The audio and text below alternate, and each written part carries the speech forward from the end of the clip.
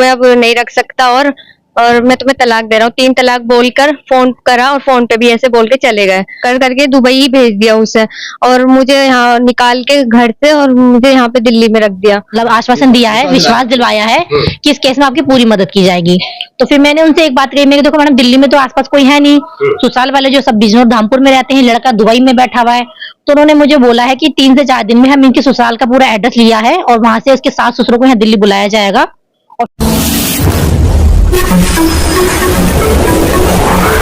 मैं एम नफीस रशीद, आप देख रहे हैं भारत न्यूज 247।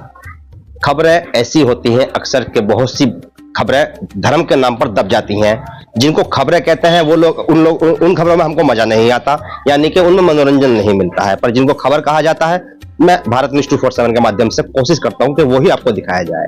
एक मामला सीलमपुर थाना, उत्तर पूर्वी दिल्ली से यानी कि संज्ञान में आता है। और मैं जब इस खबर पर पहुंचता हूं तो मैं कोशिश करता हूं कि उस लड़की से बात करूं जिसे 3 तलाक दिया गया है। ये सूचना मेरे हाथ में है जो कि पुलिस को दे दी जा चुकी है और लड़की ने थाने से ही एक वीडियो वायरल भी किया गया जो कि भीम आर्मी की मीनाक्षी जैन ने किया, वो भी हमने देखा। और साथ ही साथ जानना ही चाहता हूं, चलिए नाम ना बताएं आप, पर मुझे ये बताएं कि ये जो तलाक हुआ है, ये 3 तलाक व्हाट्सएप पे कब हुआ? व्हाट्सएप पे अभी 31 दिसंबर को मेरे हस्बैंड ने मुझे थोड़ा सा खर्चे पानी के पैसे दिए थे। फिर उसके बाद बोलते हैं कि मैं अपने घर जाके शादी करूंगा, मेरे घर वाले मेरी दूसरी शादी कराना चाहते हैं और मैं तुम्हें अब नहीं रख सकता और मैं तुम्हें तलाक दे रहा हूँ। 3 तलाक बोलकर फोन करा और फोन पे भी ऐसे बोल के चले गए। अब मैं सब जगह से फोन कर रही हूँ, ट्राई कर रही हूँ, कहीं भी नहीं उनका नंबर लग रहा। उनके फादर को मैंने कॉल किया तो वो मुझे बदतमीजी से बोलते हैं, बात करते हैं बदतमीजी से, जो करना है कर ले, हम तुझे नहीं रखेंगे, हमने पहले नहीं रखा तो अब क्या रखेंगे, और हमें नहीं पता हमारा लड़का कहाँ है। आपका कोई बच्चा वगैरह भी है? हाँ, मेरी एक बेटी है। इसमें जो आपने लिखा 3 तलाक दे दिया गया है आपको, तो ये आप मानते हैं 3 तलाक हो गया? हाँ, मेरा 3 तलाक हो चुका है। मेरे ससुर ने कहा है कि तेरा तलाक हो चुका है, अब तो हमारा रिश्ते में नहीं है, हमारे बेटे के रिश्ते में नहीं है। व्हाट्सएप पे कह दिया और आपने भी मान लिया? सर, उन्होंने कॉल भी किया था ना, मुझे कॉल पे बोला है कि मैं तुझे तलाक देता हूँ, पूरा प्रॉपर तरीके से बोला था, 3 तलाक बोल के और चला गया वो। ये बड़ा सवाल है, ये हो क्या रहा है? कानून सख्त की बात की जाती है, नरेंद्र मोदी की सरकार है, खास करके महिलाओं के लिए दावा करती है कि 3 तलाक का कानून बना दिया गया है, अब 3 तलाक नहीं होगी। फिर इस तरह की घटनाएं सामने आती हैं तो बड़ा हैरत होती है सोच करके ये हो क्या रहा है इस देश के अंदर। क्या मतलब यानी कि लड़के और लड़कियां बिल्कुल पढ़े लिखे हैं नहीं कि 3 तलाक सूरह निसा कुरान के मुताबिक कैसे होती है? और इसी का कानून का जो शोर मचा था और कहा जा रहा था कि नरेंद्र मोदी की सरकार ने बड़ा अत्याचार किया है, तो आज देख लो क्या सामने नजर आ रहा निकल के। तो मैं थोड़ा सा बीबी और जानना चाह रहा था आपसे कि ये जो आपने कंप्लेंट दी है तो इसमें पुलिस ने क्या कहा आपसे? कुछ नहीं, हमने कंप्लेंट दी, उन्होंने रिसीव करा और हमारे हाथ में ये दे दिया और कहा कि जाओ, बस इतना कहकर हमें घर भेज दिया और बाकी कुछ नहीं करा। मुतमईन नहीं है पुलिस की कार्रवाई से? नहीं, मेरा तो अभी तो कुछ भी नहीं हुआ है। मैं कहाँ जाऊँ, किससे बोलूँ? मैं बहुत मदद के लिए इधर उधर फिर रही हूँ लेकिन मेरी कोई मदद नहीं हो रही। आपका जो घर वाला उसका नाम क्या है? एहतेशाम मुल्तानी नाम है उनका। एहतेशाम मुल्तानी? उन्हें सैफी कास्ट है, उनकी सैफी बोलते हैं। अच्छा, मुस्लिमों में जैसे बिरादरी कास्टिज्म में होती है तो इसमें सैफी बिरादरी से है जी। तो एक बात और जाननी थी मुझे, जैसे कि उसके फादर भी होंगे, तो फादर से बात की, क्या नाम है फादर का उसके?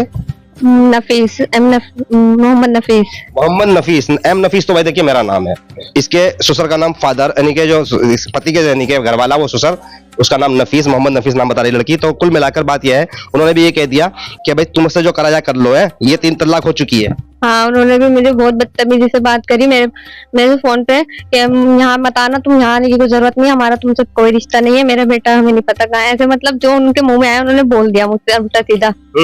तो फिर भी बात मैं एक और जानना चाह रहा था कि ससुराल जो शादी जो हुई थी तुम्हारी धामपुर से हुई थी, दिल्ली से हुई थी? दिल्ली में हुई थी। दिल्ली में हुई थी मेरी शादी और मेरे ससुर और उनके मेरे पति के मामू वगैरह सब थे और सबके उसमें अंडर में हुई थी और कोर्ट में हुई थी। फिर भी एक बात और जाननी थी, जैसे कि मान लो जैसे अब दिल्ली कोर्ट मैरिज हो गई, निकाह हो गया, तुम धामपुर में रही या नहीं रही?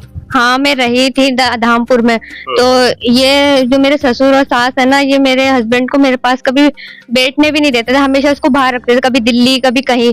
तो ऐसे इन्होंने कर करके दुबई ही भेज दिया उसे और मुझे यहाँ निकाल के घर से और मुझे यहाँ पे दिल्ली में रख दिया। देखिएगा कितनी हैरत की बात है कि दुबई में रहता है, ऐसी कंट्री में रहता है जहां इस्लाम का नाम और बोलबाला बताया जाता है, पढ़े लिखे लोग रहते हैं, संपन्न मुल्क में रहता है। वहां इस आदमी को इतनी अकल नहीं आई कि जिस तरह से लड़की खुद बता रही है कि उसका नाम एहतेशाम है, उसके फादर का नाम नफीस है, मुस्लिम इन्हीं के परिवार से बिलोंग करते हैं। ये लोगों को हो क्या गया है? मीनाक्षी थोड़ा जानना ही चाह रहा था, जिस तरह से आपकी वीडियो मैंने देखी और उस वीडियो में आप बता रहे हैं कि भाई थोड़ा सा आगे आइएगा, बीमारी मदद करने के लिए आगे आई है, क्या मदद कर रहे हैं आप लोग इसकी?